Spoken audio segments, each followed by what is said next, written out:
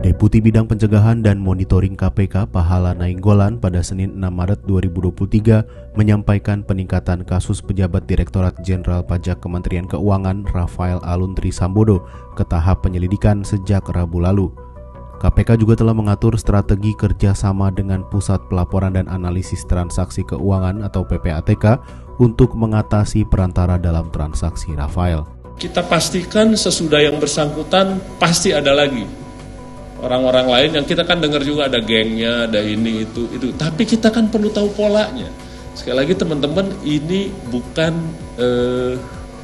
bukan sederhana. Ya, perjalanan karirnya nyambung di beberapa tempat. Misalnya itu yang saya maksud geng. Jadi jangan dianggap geng dia berkomplot, enggak juga lah gitu. Tapi ada polanya yang kita lihat. Oleh karena itu kita sangat penting untuk lihat gimana sih polanya ini. Kayak PPATK bilang pakai orang lain, baik kita lihat bener nggak.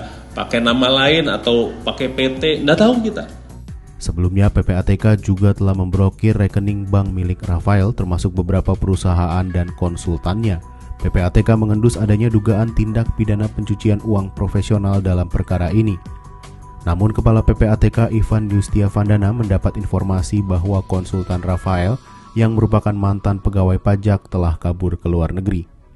Peneliti Indonesia Corruption Watch Kurnia Ramadana menyebut PPATK sebagai unit intelijen keuangan seharusnya bisa menjadi mitra strategis para penegak hukum dalam upaya memaksimalkan perampasan aset yang diduga berasal dari tindak pidana.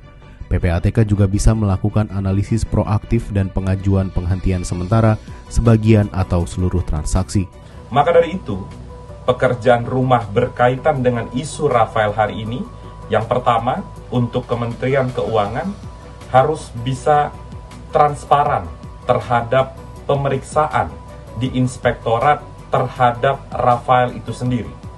Kalau memang yang bersangkutan tidak bisa membuktikan dari mana perolehan harta kekayaannya, maka sanksi administratif layak dijatuhkan.